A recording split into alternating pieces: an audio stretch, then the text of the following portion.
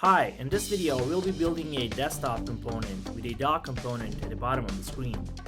This is part 5 in the series where we'll be creating a macOS clone with a spotlight, terminal, launchpad, and many other interesting components.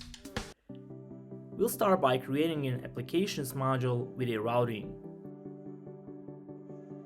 In the applications module we create two folders, containers and components.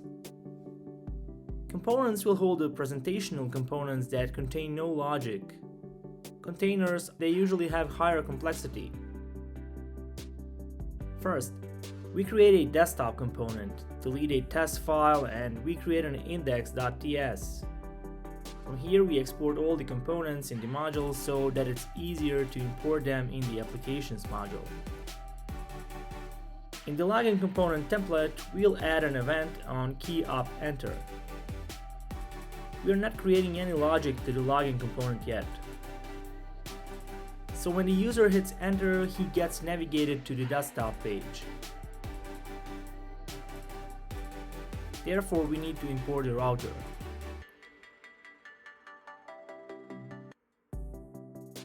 We go to the app routing module and add our applications module as a lazy loaded module.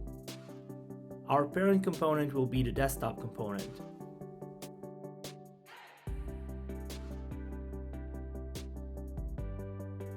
We press save and in the terminal we can see that we have another chunk file which will only be loaded when the user visits the desktop route. Then we go to the applications routing module and add this lazy loaded route here.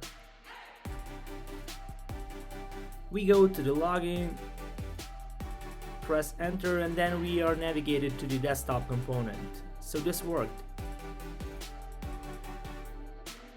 Then we go to the share folder and create another folder called config here. And then an applications array inside of it. Then we add all the applications that we're going to be building like desktop, terminal, finder, system preferences, trash, spotlight, text edit, Safari, music, and launchpad. We create another file called doc items and define the items that we're going to show in the doc. We only use a subset of the applications.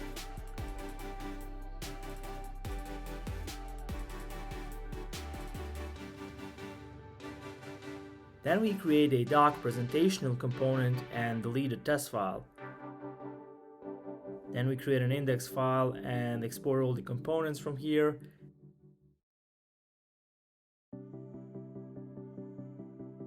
And finally, we import this new component in the applications module.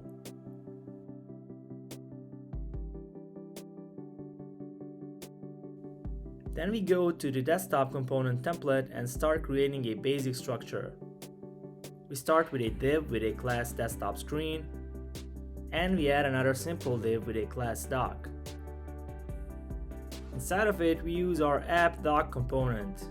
And in the browser this component already renders successfully. In the doc component we start by defining a doc items array.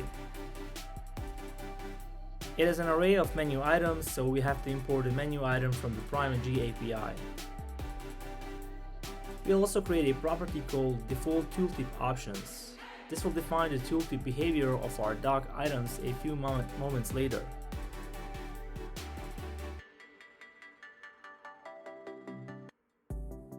In the ng on init, we will then initialize this doc items array by calling a method getDocItems.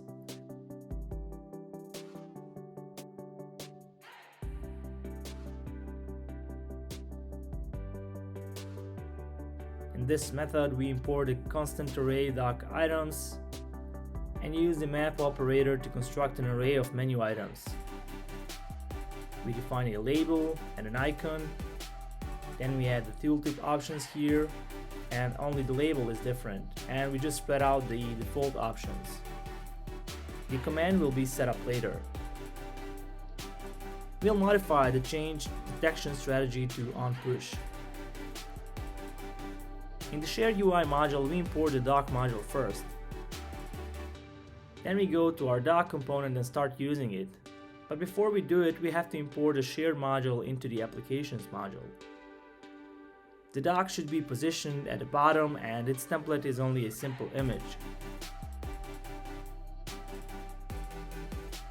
If you press save in the browser, the dock is shown at the bottom. This looks amazing.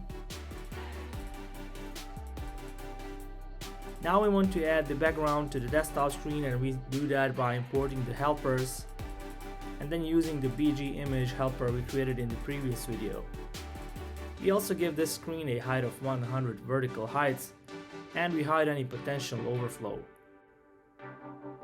This looks better. So that was it for this video. If you liked it, please hit the subscribe button so you don't miss the next one when we'll be adding a menu component. Thank you for watching.